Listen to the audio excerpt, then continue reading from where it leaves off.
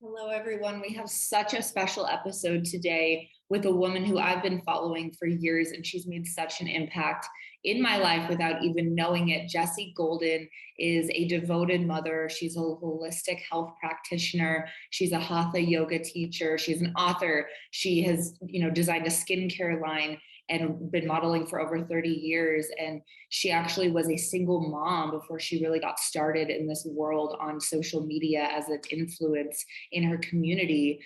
She's also dealt with something called rheumatoid arthritis, which we're going to talk about in the episode. But I can't wait for you guys to listen to this bright, shining being, sunshine of a human. We cover everything, Jessie and I, from formulation, her journey, dealing with RA on a daily basis, what she's done holistically, what she does every single day holistically, and her vision for the company and the world where she's going, and really approaching life from a holistic standpoint. So I'm so excited for you guys to glean so much from this woman. She's so wise. She's so beautiful inside and out.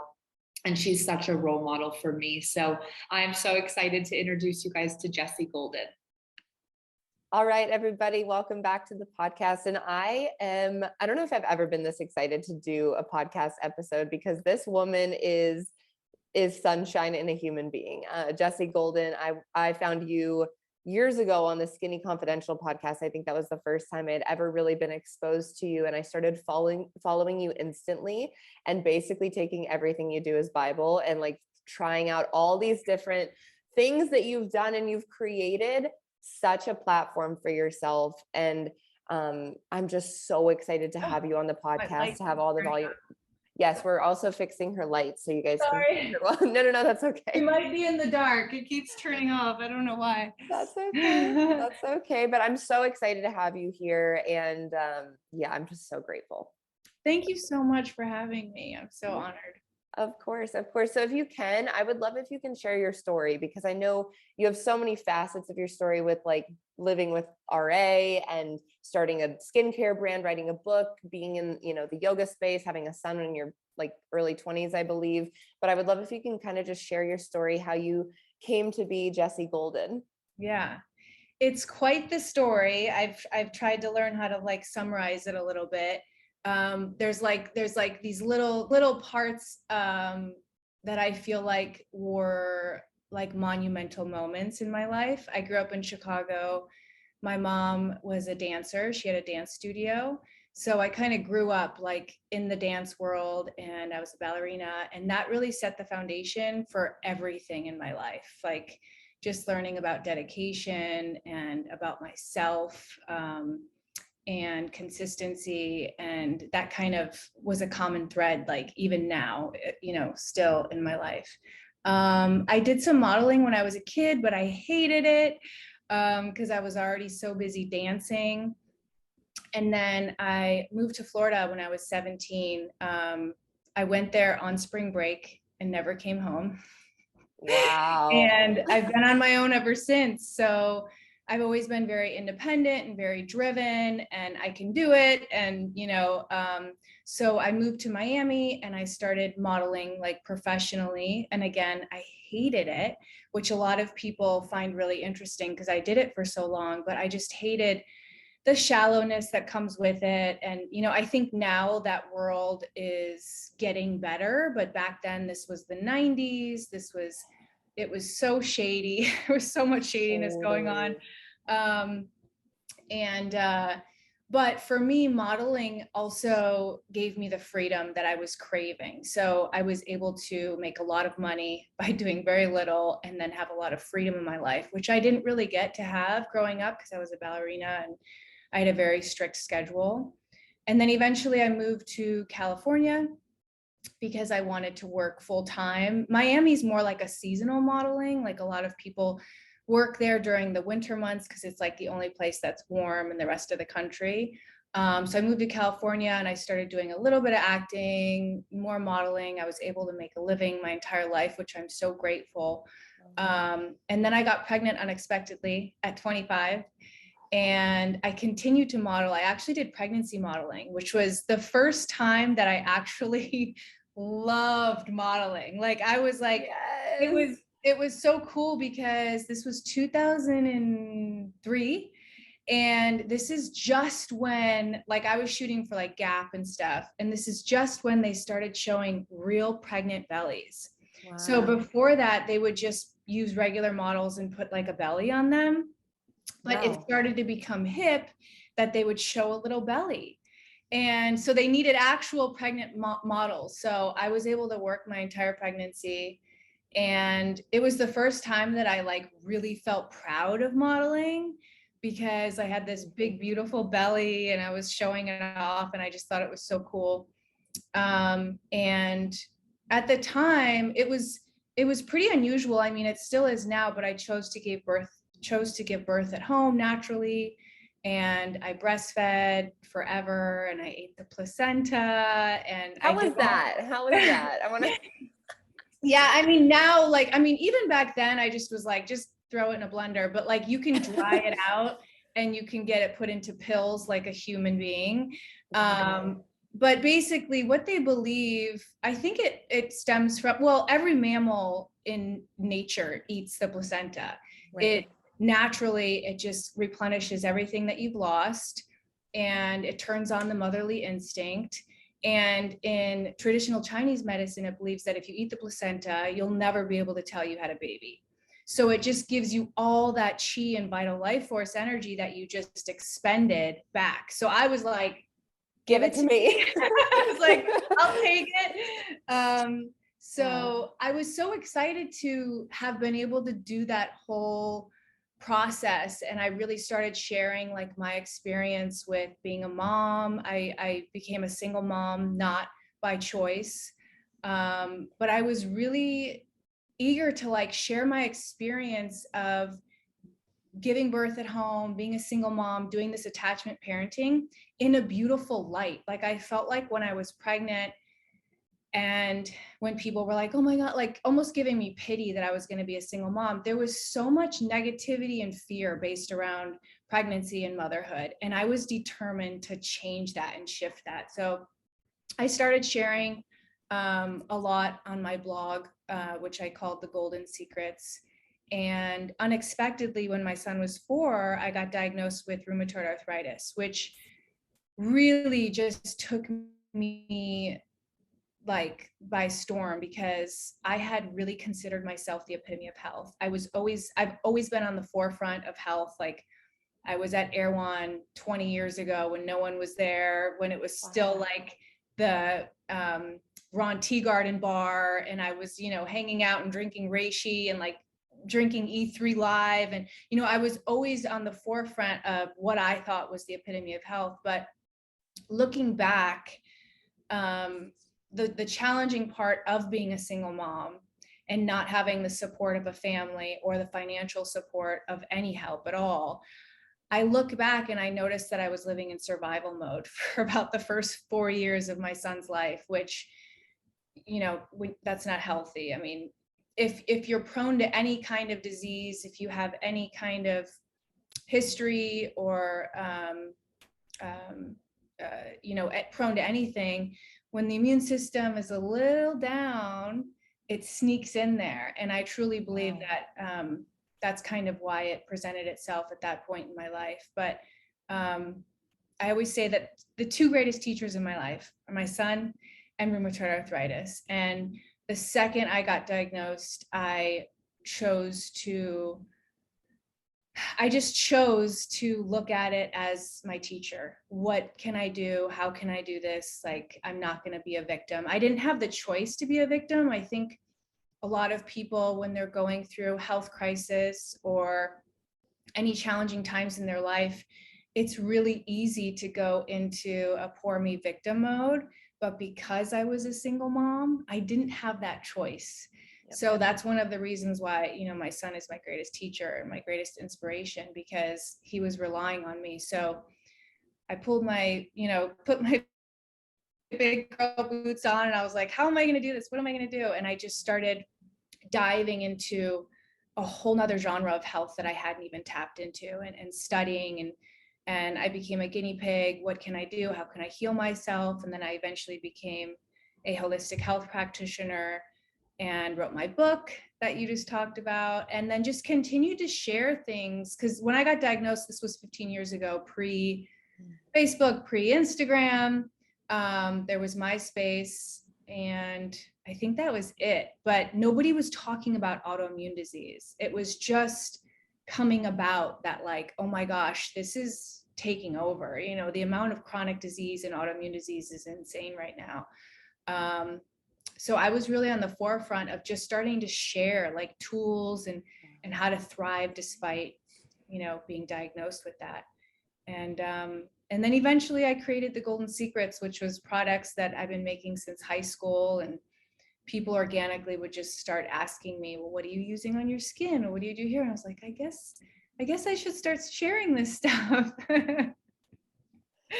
So that kind of leads me to where I am now. That's like the short version. That's so amazing. And I've been using I have it here with me because I wanted to get the names right. The Youth Beauty Face Oil and the Aura Beauty Mist. Yay. And I also read the book. I've been obsessed, and I struggled with horrible acne. The skincare is amazing. It's been such a fabulous product. I love it so much. But for you with rheumatoid arthritis, because autoimmune disease, from what I know, like you can't get rid of it once you have it. Is that correct? Like you're going to be living with rheumatoid arthritis forever? So it's interesting. So you can put it into remission just like you could put cancer into remission. I happen to have the RA factor. Some people have, like in a blood test, some people have rheumatoid arthritis without having RA factor, but there's definitely ways to, like, there's markers that you can test for it, like inflammation.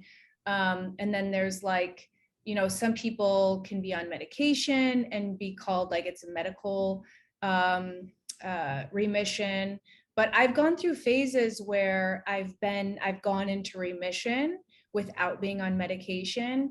And then certain things in my life have kind of brought it about. You know, that's kind of what I try and share too. It's like, you know, if we were all just like living on a mountaintop without any stress and we could meditate all day and eat all the right foods, like we wouldn't be prone to dis-ease. But, you know, unfortunately, that's not the case. For most people have jobs and families and they have to take care of their lives. So it's finding that balance of taking care of yourself, but also living in reality and living in the crazy world that we're living in now, which, you know, can be quite challenging when living with a chronic disease. But the chronic disease keeps you on your toes. Like I always say, that some of the healthiest people in the world are actually those living with chronic disease, because we have to be healthy. Like we don't get the opportunity to like eat horrible foods for long periods of time, or go get, you know, drunk all the time, or, you know, do all these luxuries of life, these gluttonous luxuries, because it shows up in our body right away. So it's like the highest form of accountability in a way. Yeah. I know people are like, how do you manage to, like, and I'm like, I don't have a choice. You're like, I don't get to not do that. Yeah, I don't have a choice. Like I have to be healthy. So I think if you're not at that place yet, then maybe you're just not sick enough. Yeah. Or you're not, or you're just not in pain enough. Like if you're in enough pain and you get sick of can I swear?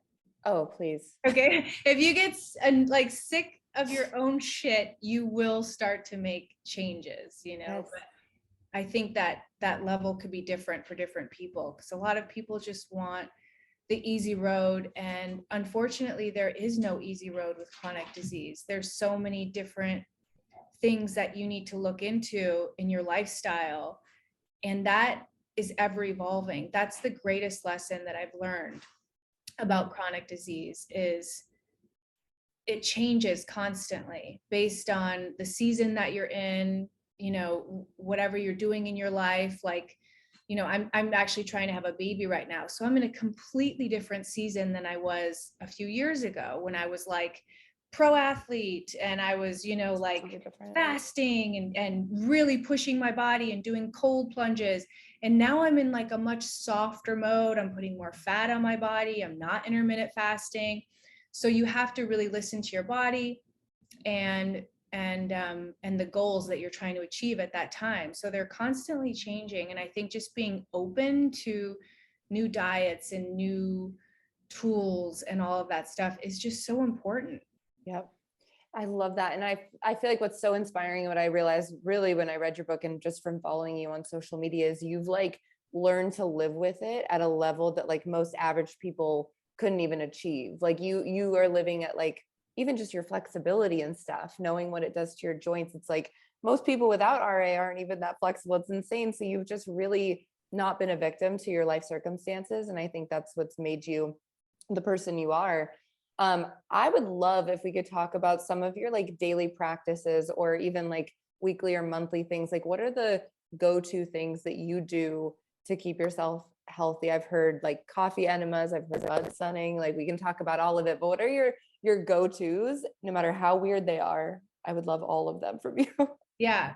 I mean, just to touch on like, the coffee enema, which I haven't talked about in a while, but I actually ended up having 2 hand surgeries like 2 years ago where I had to go under, and I had never really been under before. And I just thought, I'm so sensitive. So I had already prepared that I was going to kind of do like a full detox, which I think afterwards, which I think, people should intermittently do depending on, the phase of life that they're in. But coffee enemas are just such a great way to like help clean your system and flush everything through in your liver, which is constantly being bombarded. Even if you're the healthiest person in the world, like we're being bombarded by our atmosphere these days. And there's so many more toxins in the air.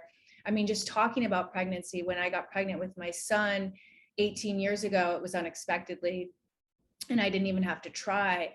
And now doing the research that I've done in preparation to try and conceive, it's actually recommended that you detox for 6 months before even trying, because we're living in such a more toxic environment than 20 years ago. So I absolutely love coffee enemas. I do yoni sunbathing pretty much every day. I mean, I'm pretty lucky that I have a home where I can do that. I mean, there's a lot of people that's like, how do you manage to do that? I have like a private deck that I'm able to do that in.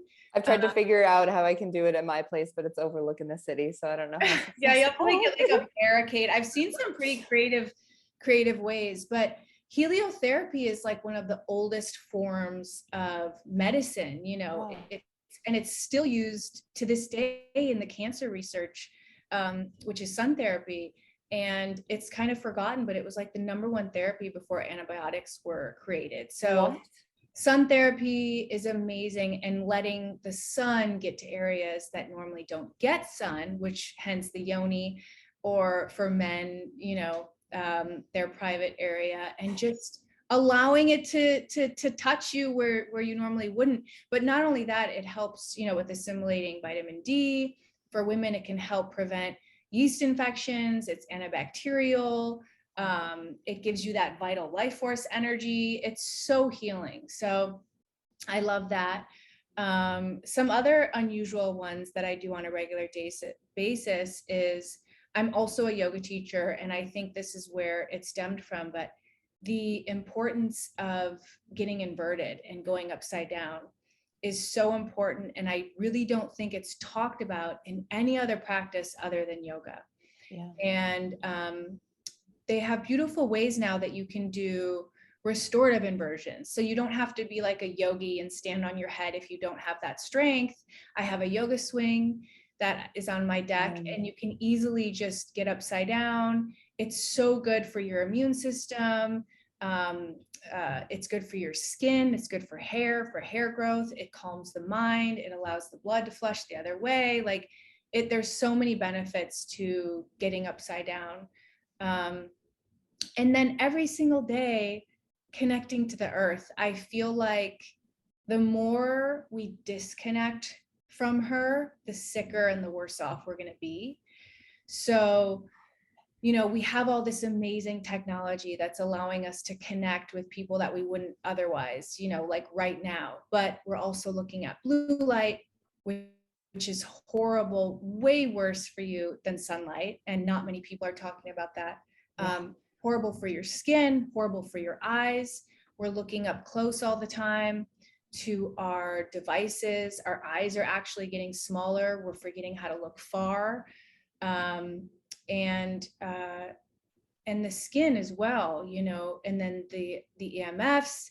So I highly recommend you take breaks and just connect with nature. Take your shoes off, touch the soil, touch a tree, look out into the sky, look far, open your eyes, and then just connecting to nature however you can, whether it's grounding or, you know, gardening or eating local foods or using natural organic products. You know, all of those things I feel like matter, especially in my everyday.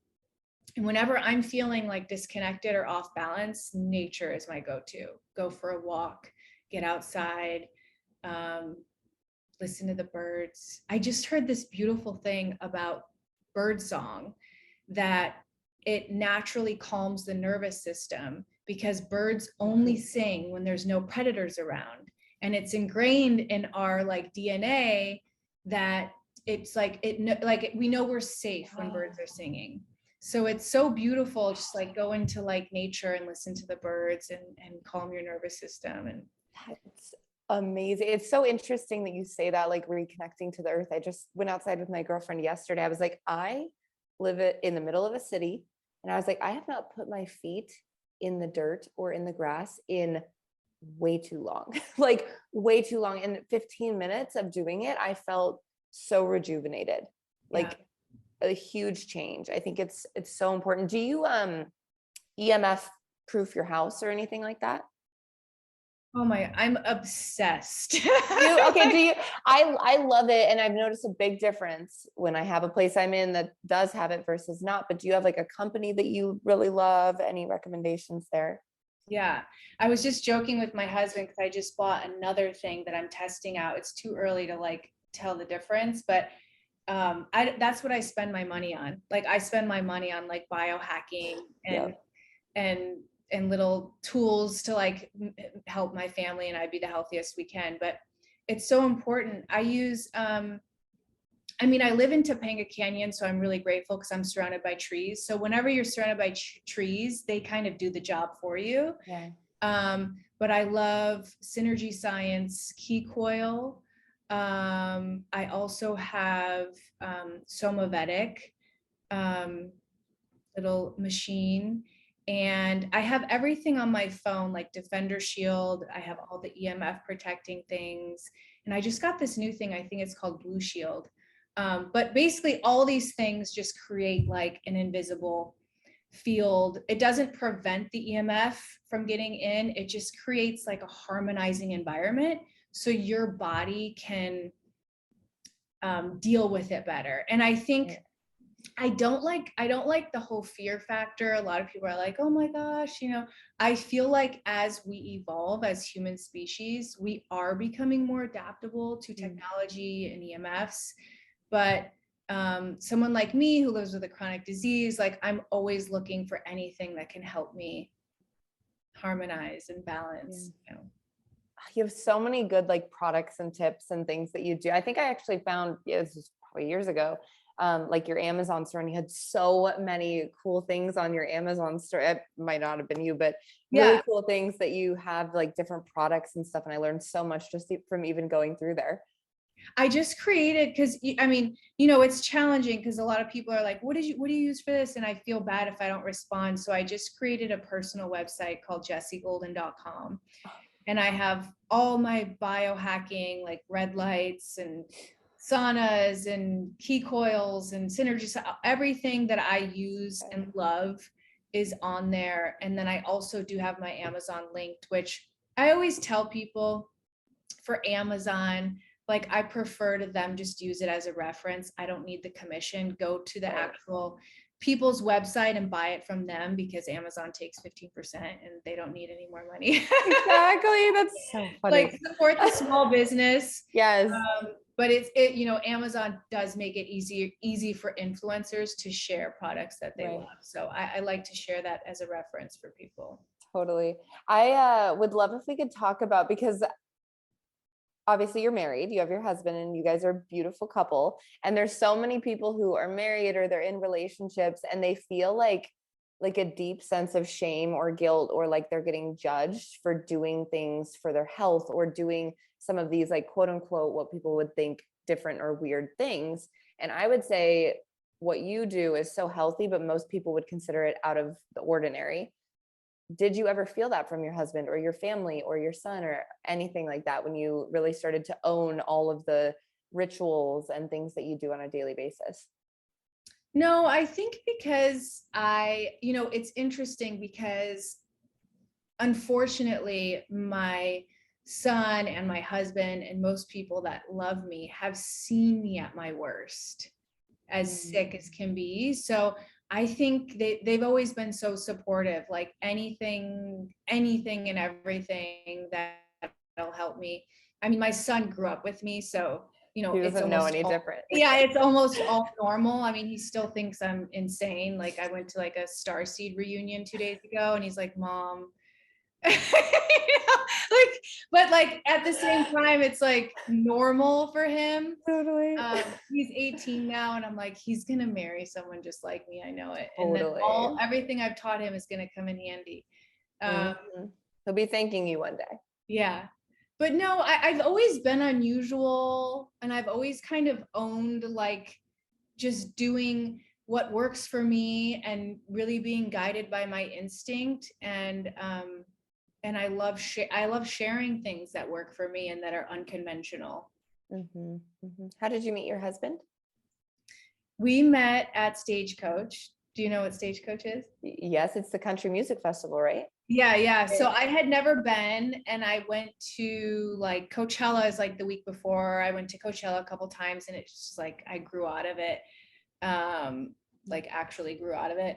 And right before I met my husband, I told everybody I was going to Stagecoach to find my cowboy. Like told everybody. I was like, I'm going to Stagecoach. I didn't have tickets. I had no plans. I had no one to watch Kaleo, my son. I was just like, I'm going to Stagecoach. And the day before, my friend called me and said, I got you 2 VIP tickets out of nowhere, and you have a place to stay. My friend's like neighbor's house is open, or something so random. And then my girlfriend out of nowhere was coming into town to go to an agape retreat, and she asked if she could stay at my house. And I said, can you keep an eye on Kaleo? Everything just aligned. Wow. And I had just like wrote my master list for my guy. Like I love doing like little spells like that, like really putting it out there in the universe and getting clear about what you want, sleeping on it, and then letting go and letting the universe possibly bring you something even better, just being open to it. Yeah. And it's such a beautiful story. It was me and my best friend, and she was a basketball player, so she's quite tall. I'm 5'10", I think she's 5'11". And the whole weekend we were getting picked up by like old little guys. Oh, I'm sure. No offense. Like, everyone was like 5'6" or something, and we had like heels on, and we were like 6 foot tall, and we're like, oh. And I was like, I just wish some 6'5" cowboys would come carry us home because our feet were killing us. And we turn around, and 2 6'5" cowboys started walking towards us, and one of them was my husband. And we just started laughing hysterical. So we're now laughing hysterical as they come up to us, and they're like, what's so funny? We're like, we literally just prayed for you. Like, we literally just prayed for you guys that you would come carry us home. And then his friend like picked me up and was like, we'll carry you home. And that was it. Like, we hung out the whole night. There was actually, I think there was 200,000 people there. We lost each other at one point, and then he found me at the end of the night. Thank God. Yeah. And then we went on a date like a week later, and that was it. That's amazing. Yeah. How old was Kaleo when you guys met? Did you get married later on in life? Or? Kaleo was like 15, I think. Oh yeah. So yeah. It wasn't that long ago. Yeah. Wow. We got married during COVID. We just went to the courthouse, and we still hope to have like a big wedding at some point, but. Wow. That's so incredible. I'm big on the lists as well. But I love that. That's so fabulous. You guys are such a great couple. You're so beautiful together. Thank you. So beautiful together. So I want to talk about your skincare company and like what the evolution of that has looked like. Because I know that I read even in your bio, like you've pretty much been like, you've packaged everything by like everything, which is incredible. Yeah. I had no idea what I was doing. I just knew that people wanted it. And I was so passionate about sharing natural organic products that I had been using forever. And so I was just like, I'm just going to start. And I'm pretty stubborn like that and driven like that. So I just, built the website. I didn't hire any help for like 3 years. I was insane. Like I just started making it and packaging it and shipping it. And I built the website and, started sharing on social media. And I did everything myself just because I didn't have funding. I didn't have, like a normal company to do marketing and hire people and stuff. So I really did everything from the ground up, like the groundwork through social media and YouTube and Pinterest and Twitter, just posting like multiple times a day and sharing that way. And probably the best thing I ever did was hire somebody else. But bridging that gap between handcrafting and getting into manufacturing, a lot of people don't understand, because why would you? But a lot of manufacturing facilities, it's like a minimum of 10,000 units, and I'm not going to go make 10,000 units of something that's going to sit on a shelf and not sell, because I was not selling that much. Like there's no way, because I was handcrafting. So I was actually keeping my orders like just enough to where I could keep up with it physically. And eventually I was able to bridge that gap during COVID, because my husband and my son were home with me and I put them to work. And then I had another girl that was helping me, and we were able to bridge that gap and finally get into manufacturing last year, in November. But yeah, prior to that, I had handcrafted over 25,000 bottles myself. Oh my God. And shipped, which is insane when I think about it. That's insane. Yeah, it's insane. Yeah. I realize now I'm like, it's interesting because like sometimes people message me like, how do I start a business? Like, what do I do? You have to have something that drives you inside of you to own a business or to be a businesswoman, because it is so tough unless you have an abundance of money. Like you're Right. like all these celebrities are creating skincare lines now. I'm like, it's completely different for people. It cracks me up too. They're like, I worked so hard at it. I'm like, you have no idea. I was like, okay. I was like, go ahead. You did it, but you did not work so hard at it. Yes. But yeah, unless you have a ton of money where you can just hire everybody to do everything for you, you really have to have that, like something inside of you that's driving you other than, because it's tough. There's so many bumps in the roads. And, but at the end of the day, every day I get like a 5-star review, like you were just saying, like, oh, I tried everything, and I was even on Accutane, and I started using your product, which is oil, which the industry has like put so much like fear into oils, which there's certain oils I would never put on my face, but those aren't the oils that I have in my skincare. Right. But there's certain oils that we're lacking, especially people that are prone to acne. And usually when you start using the products, you'll notice clear skin within a week. And I get those reviews and I get those emails, and I'm like, oh, this is why I do what I do. Like, that's what keeps me like excited and going, and yeah, it's pretty crazy. It's so true. When I see people like you, and myself and so many people in the, especially females in the industry of entrepreneurship, I'm like, you have to be slightly crazy. Like you have to be so committed to your vision, because if you're not and you lose sight of it, like you'll quit. And I was telling somebody yesterday, I was like, the one liner for entrepreneurship is just like, what the fuck? Like every day I'm like, there's always something new that comes up. There's always like a hurdle you have to jump over. And not a lot of people are willing to continue to package 25,000 bottles. Like they're just not. Right. And that's the difference between people who have successful businesses and people that quit after the first 1 or 5 years. What would you say are some of like maybe the number one time or some of the hardest times that you went through in your build in your business? Like, did you have a moment that you were just like, I want to give up so badly, but I'm going to keep going? There's been so many times that I wanted to give up. I mean, I was pretty quiet about this, but I had 2 hand surgeries back to back, and I was still handcrafting with one hand, which was insane. I did the right hand first. So not only did I have to learn how to do everything with my left hand, I mean, everything like brush my teeth and like go to the bathroom and, all of that. So for 6 months, I had just the left hand, and then I did surgery in the left hand, and my right hand was still new to me. I was still in physical therapy. I was still learning how to use it. So I kind of didn't have either hands. I just had like 2 thumbs. Jeez. I mean, that was insane. Like that was like, and that's when I really got my husband and my son. It was like in the middle of COVID and we were all home. And that's when I really had to like get them in. And I think the only good thing about that is I am a control freak with the way things are. I mean, even getting into manufacturing, like I already had all my formulas formulated. My customers loved them. So now I have to have a manufacturer recreate them. It took me a year and a half for them to get it right. Cause I was like, nope, this is wrong. I mean, they thought I was insane. Like they were like, most people just like let the chemist do it. And they're like, no, this is good. I'm like, nope.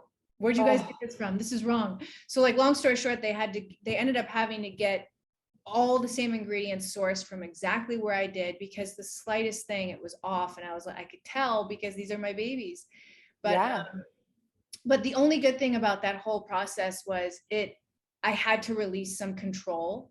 And that was like me just beginning to release some control, and like knowing that my husband and my son and my people that work for me, like have it under control. Like I can trust that they're going to do it. I think that's the biggest thing as an entrepreneur, like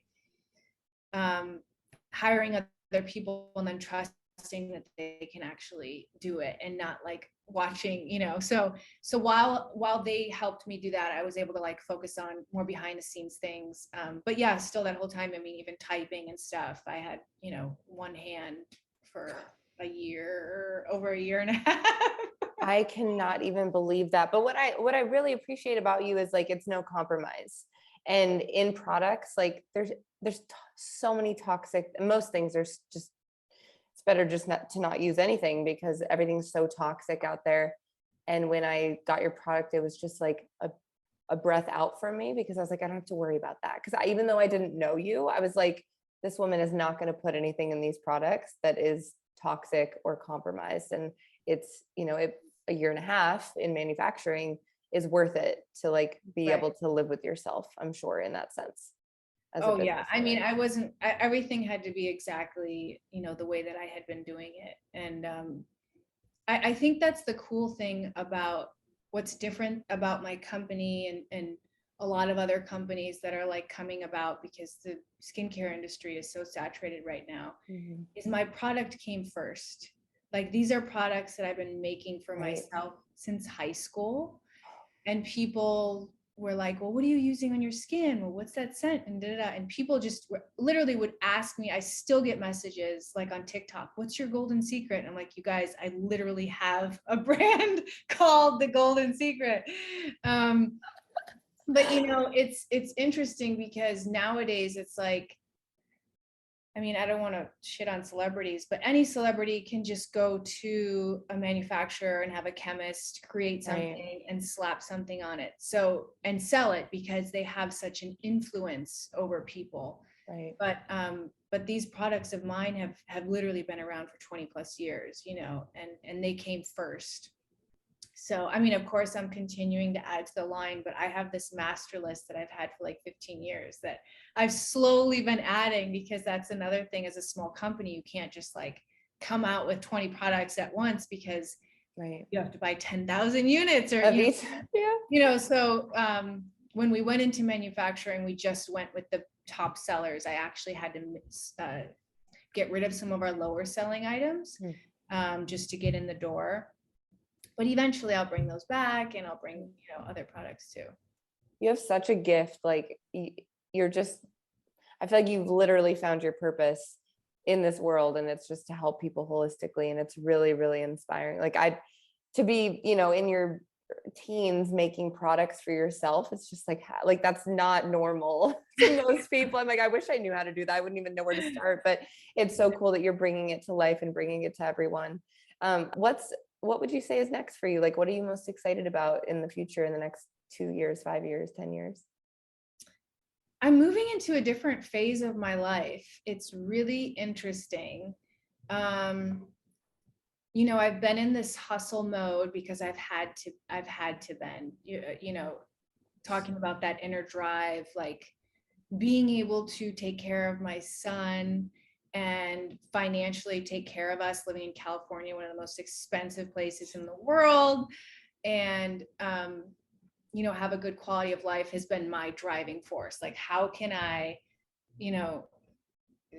get that going? So there's been a lot of hustle and there's been a lot of sacrifice, but I'm moving into this like different phase of my life where I'm really enjoying like being a homemaker and staying home and gardening and just shifting into a different phase, like a more relaxed phase, and receiving, not so much hustling, just kind of flowing. And so yeah, it's interesting. Like, I feel it's palpable, and I feel like a lot of women are kind of gonna start shifting in that direction too. I think we as feminists kind of swung the pendulum a little too far with like, I can do everything myself, and I'm totally can blame myself, but like, I can do everything by my own and I don't need any help, and now we're all like adrenal fatigued. We're like tapped out, our hormones out of whack.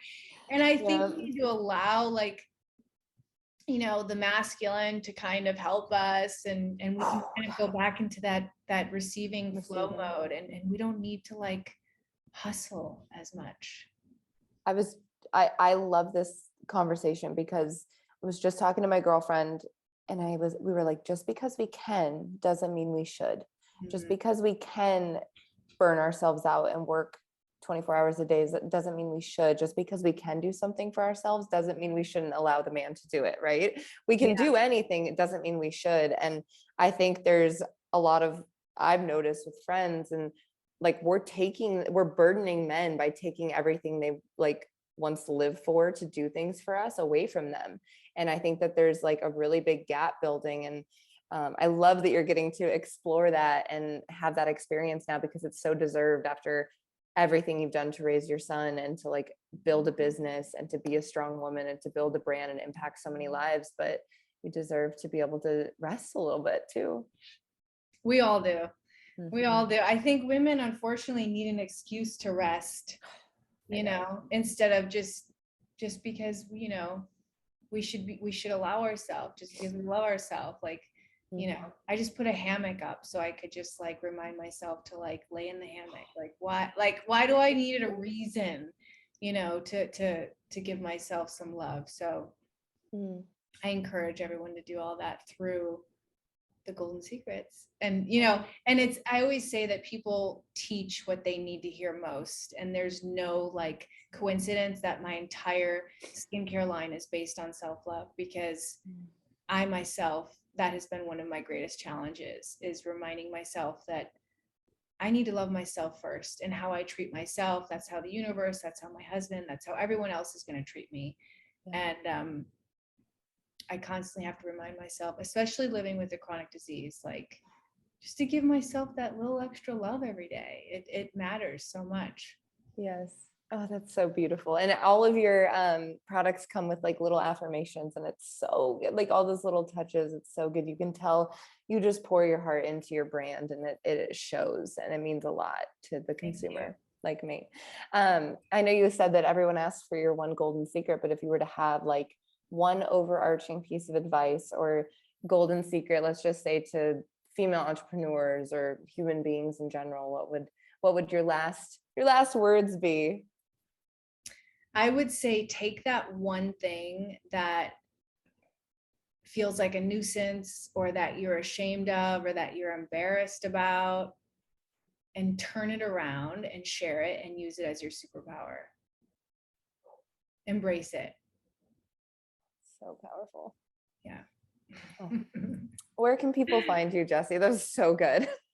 I share, well, I've taken a little break, but I share most on Instagram. I'm also on TikTok. And then jessiegolden.com is where I share like all my recommendations. And then thegoldensecrets.com is my skincare. Amazing. And you provide so much value, like on your stories and in your highlights. It's incredible. You guys can go learn so much just from her Instagram alone, not even including the blog and everything. So Jessie, I'm so grateful for you and your time today. Thank you for getting your makeup on for me. Put that face on. You did. You have such a beautiful spirit inside and out. And I know, again, we barely know each other, but I feel like I know you just because you're so transparent and authentic. And it means a lot to young women like myself who need female role models to look up to. So thank you for like standing in the light for me. My pleasure. Thank you so much for having me.